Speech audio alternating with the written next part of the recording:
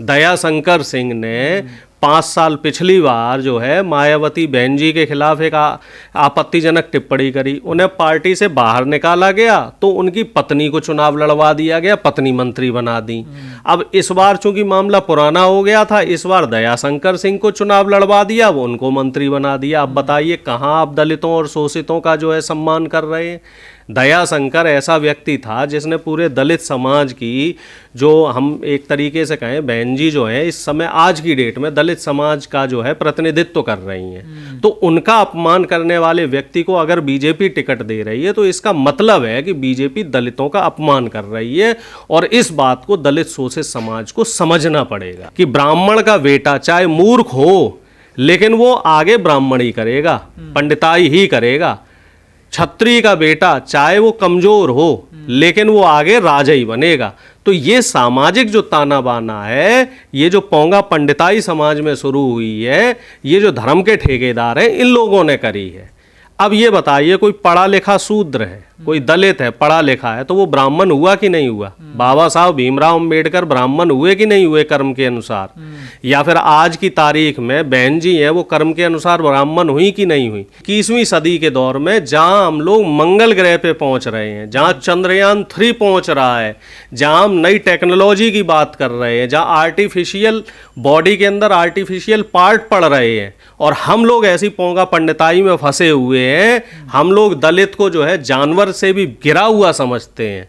कुत्ता पालेंगे, कुत्ते को पनीर खिलाएंगे, लेकिन साहब आदमी के ऊपर पेशाब करेंगे। तो आप ऐसे ही कोई ब्राह्मण, दुबे, तिवारी, मिश्रा जी है, किसी भी दलित भाई के ऊपर पेशाब करते रहेंगे। दलितों को अभी भी वहाँ बराबर नहीं बैठने देते हैं। जो मनवादी विचारधारा के लोग हैं, जो आरएसएस की विचारधारा के जो लोग हैं, ये लोग दलित, शोषित और वंचित समाज का शोषण करेंगे ही करेंगे। सरकारें इनके खिलाफ कोई एक्शन नहीं लेगी। ये हमारे लिए शर्म की बात है कि इस तरह की घटनाएं इस समाज में हो रही हैं। भाई ये बताइए, कहीं दलित को जो है आप मुंह पे पेशाब कर रहे हो, कहीं दलित को आप जूतों से पीट रहे हो, कहीं दलित के जो है अपने जूते पे दलित से थूका हुआ चटवा रहे हो, कहीं दलित का जो है मूंछ रखने पे आप जो है उसको मार दे रहे हो जान से। और कई जगह तो मैंने ऐसी घटनाएं देखी हैं जहाँ दलित का आप सर मुड़वा देते हो जरा जरा सी बात को लेके, कहीं मुंह उखाड़ देते हो। तो ये कैसे समाज का सृजन बीजेपी कर रही है? दयाशंकर सिंह ने 5 साल पिछली बार जो है मायावती बहन जी के खिलाफ एक आपत्तिजनक टिप्पणी करी, उन्हें पार्टी से बाहर निकाला गया तो उनकी पत्नी को चुनाव लड़वा दिया गया, पत्नी मंत्री बना दी। अब इस बार चूंकि मामला पुराना हो गया था, इस बार दयाशंकर सिंह को चुनाव लड़वा दिया, वो उनको मंत्री बना दिया। अब बताइए कहाँ आप दलितों और शोषितों का जो है सम्मान कर रहे हैं। दयाशंकर ऐसा व्यक्ति था जिसने पूरे दलित समाज की, जो हम एक तरीके से कहें बहन जी जो है इस समय आज की डेट में दलित समाज का जो है प्रतिनिधित्व कर रही हैं, तो उनका अपमान करने वाले व्यक्ति को अगर बीजेपी टिकट दे रही है तो इसका मतलब है कि बीजेपी दलितों का अपमान कर रही है। और इस बात को दलित शोषित समाज को समझना पड़ेगा। इंसानियत से बढ़कर जाति हो गई है क्या? नहीं, देखो मेरा ये मानना है कि मानवता से बढ़ के कुछ नहीं है, लेकिन बीजेपी ने सामाजिक ताना बाना इस कदर बिगाड़ रखा है कि जो मनवादी विचारधारा के लोग हैं, जो ब्राह्मणवादी विचारधारा के लोग हैं, जो अपने आप को श्रेष्ठ मानते हैं, तो वो दलित, शोषित, वंचित को, चूंकि हमारे समाज का ताना बाना ऐसा ही बना है, समाज पहले से ही 4 भागों में रहा है। नहीं तो कि उनके धर्म ग्रंथ कहते हैं ना, श्रेष्ठ तो इसलिए मानते हैं। नहीं, धर्म ग्रंथ तो जो एग्जैक्ट धर्म ग्रंथ थे वो ये थे कि कर्म के हिसाब से आदमी महान बने। ब्राह्मण कौन होता था? जिसके कर्म अच्छे होते, तो जो पढ़ने लिखने में होशियार होता था वो हो गया साहब ब्राह्मण। क्षत्रिय कौन होता था? जो बलशाली होता था। वैश्य कौन था? जो व्यापार में तेज था। और शूद्र किसे बोला गया था? भाई जो मंद बुद्धि है या जो कुछ कर नहीं सकता, तो उसको जो है खेती किस नहीं करवाओ, समाज में मैला ढोने का काम करवाओ। अब हुआ क्या कि ब्राह्मण का बेटा चाहे मूर्ख हो लेकिन वो आगे ब्राह्मणी करेगा, पंडिताई ही करेगा। छत्री का बेटा चाहे वो कमजोर हो लेकिन वो आगे राजा ही बनेगा। तो ये सामाजिक जो ताना बाना है, ये जो पोंगा पंडिताई समाज में शुरू हुई है, ये जो धर्म के ठेकेदार हैं इन लोगों ने करी है। अब ये बताइए, कोई पढ़ा लिखा शूद्र है, कोई दलित है, पढ़ा लिखा है, तो वो ब्राह्मण हुआ कि नहीं हुआ? बाबा साहब भीमराव अंबेडकर ब्राह्मण हुए कि नहीं हुए कर्म के अनुसार? या फिर आज की तारीख में बहन जी हैं, वो कर्म के अनुसार ब्राह्मण हुई कि नहीं हुई? चंद्रशेखर जो है वो कर्म के हिसाब से आज़ाद समाज पार्टी जो चला रहे हैं, वो ब्राह्मण हुए कि नहीं हुए? लेकिन समाज के जो ठेकेदार हैं वो इन्हें बराबरी पे मानने को तैयार नहीं है। तो जो ये जातीय विषमता बनाई गई है, और यही वो लोग हैं जो संविधान का विरोध कर रहे हैं, यही वो जो लोग हैं, ये लोग आरक्षण का विरोध कर रहे हैं, कह रहे हैं साहब आरक्षण जो है वो नहीं होना चाहिए। और जबकि इनको आरक्षण की मूल भावना नहीं पता है कि आरक्षण कोई आर्थिक आधार पे नहीं दिया गया। आरक्षण इसलिए दिया गया कि इन लोगों का आपने 5000 साल शोषण किया, इनकी जो पीठ पे झाड़ू बंधवाई आपने साहब, कि इनकी जो जहाँ जहाँ पे इनके कदम पड़ेंगे तो वो जमीन अपवित्र हो जाएगी, इनकी साहब परछाई से आपको पाप लग जाएगा। ऐसे आपने जो है नियम बनाए समाज में, और वो नियम अब भी चल रहे हैं। संविधान है ना, संविधान का राज है ना। तो संविधान हमने तो ये देखा है कि संविधान भी मौजूदा सरकार में ईमानदारी से काम नहीं कर पा रहा है। बेचारा संविधान भी इस समय जो है आईसीयू और वेंटिलेटर पे पड़ा हुआ है, क्योंकि इस सरकार ने संविधान को वेंटिलेटर पे करके छोड़ दिया है। और ये हमारे और आपके लिए बड़े शर्म की बात है कि आज के दौर में, 21वीं सदी के दौर में, जहां हम लोग मंगल ग्रह पे पहुंच रहे हैं, जहां चंद्रयान 3 पहुंच रहा है, जहां हम नई टेक्नोलॉजी की बात कर रहे हैं, जहां आर्टिफिशियल बॉडी के अंदर आर्टिफिशियल पार्ट पड़ रहे हैं, और हम लोग ऐसी पोंगा पंडिताई में फंसे हुए हैं। हम लोग दलित को जो है जानवर से भी गिरा हुआ समझते हैं। कुत्ता पालेंगे, कुत्ते को पनीर खिलाएंगे, लेकिन साहब आदमी के ऊपर पेशाब करेंगे। तो आप क्या संदेश देना चाह रहे हैं? तो संविधान दिवस मना रही है, आप कह रहे हैं उन्होंने खराब कर दिया। बीजेपी संविधान दिवस सिर्फ और सिर्फ अपनी सरकार बचाने के लिए मना रही है। अगर बीजेपी की चले तो वो तो मनु दिवस मनाए, बीजेपी की चले तो वो तो मनु का संविधान लागू कर दें। और हालांकि वो संविधान बन रहा है, इनका मनु संविधान बन रहा है। आज तक बीजेपी ने शुरुआत तो की कम से कम। देखो ऐसा है, कांग्रेस ने तो बहुत कुछ किया देश के लिए, दलित शोषित वंचित जो समाज है सबको बराबरी में लाने की पूरी कोशिश करी। लेकिन बीजेपी जब से आई है सत्ता में, तब से इन्होंने जातीय विषमता का एक समीकरण सरकार जो है देश में छोड़ दिया है। पहले हिंदू मुस्लिम के नाम पे इन्होंने लड़ाया, फिर जब हिंदू मुस्लिम हो गया, एक समाज में हिंदू मुस्लिम के नाम पे खाई बन गई, तो अब इन लोगों ने ईडब्ल्यूएस आरक्षण देके सवर्णों और दलित शोषित वंचितों को अलग कर दिया। यहाँ भी खाई बना दी। वो 10% जब से इन्होंने आरक्षण दिया है, अब आप देखो जो ईडब्ल्यूएस की मेरिट आती है, कई जगह वो SC ST और OBC से भी नीचे चली जाती है, क्योंकि उनकी संख्या ही 12-15% है।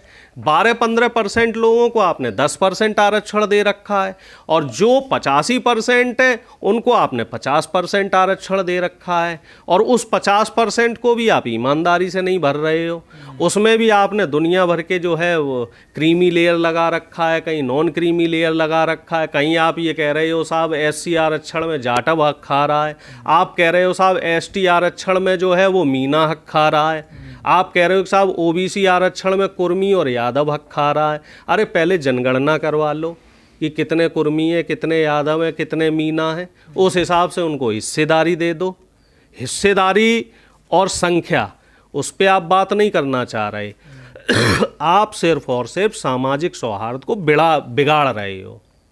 तो हम लोगों का जो विरोध है वो इसी को लेके है कि जिस तरह की ये विषमताएं बीजेपी ने बना रखी हैं समाज में, चाहे वो जाति को लेके हो, धर्म को लेके हो, संप्रदाय को लेके हो, गरीबी अमीरी को लेके हो, तो इस खाई को हम लोगों को मिलके पाटना पड़ेगा। जो हमारा बहुजन समाज है, इसको मिलके इस पे काम करना पड़ेगा। और उसके लिए सबसे जो एक अचूक रास्ता है वो है शिक्षा।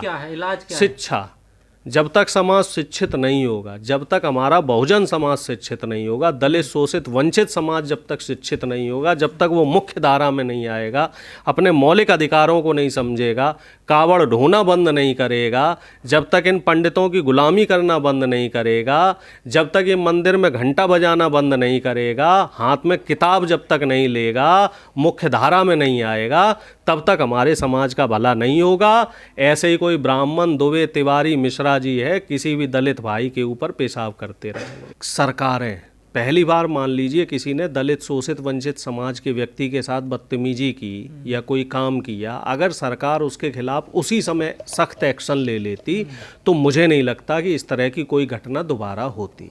सरकार क्या कर रही है, अपना वोट बैंक साधने के लिए, खास तौर से जो घटनाएं हो रही हैं, मैंने ये देखा है ज़्यादातर बीजेपी शासित राज्यों में हो रही हैं, 90% घटनाएं। तो सरकार लीपापोती करती है कि साहब जो है इधर बुलडोजर चला दिया, उधर चला दिया, हल्की सी कोई धारा लगा देती है, फिर उसकी 10 दिन 15 दिन बाद जमानत हो जाती है। तो इससे एक समाज में गलत संदेश जा रहा है। और ये ज़्यादातर जो घटनाएं हैं वो आपकी रूरल एरिया में हो रही हैं, ग्रामीण परिवेश जहाँ पे है, और वहाँ अभी भी जातीय विषमता है।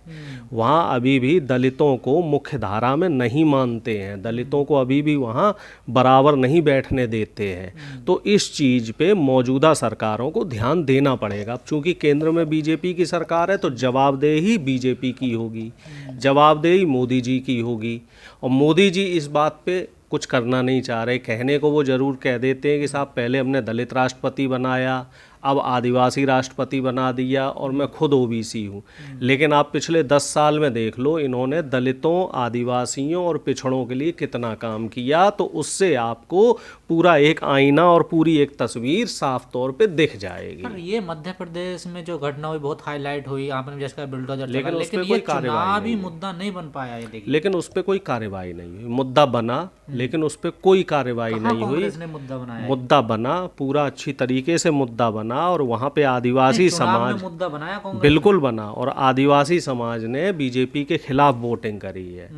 और इस तरह का कोई एक घटना नहीं थी। एक नाबालिग बेटी जो इंदौर में घूमी थी, जिसका बलात्कार हुआ था और जिस पे जो आरोपी थे उन पे कोई कार्रवाई नहीं थी, तो उसको भी पूरी प्रदेश की जनता ने देखा।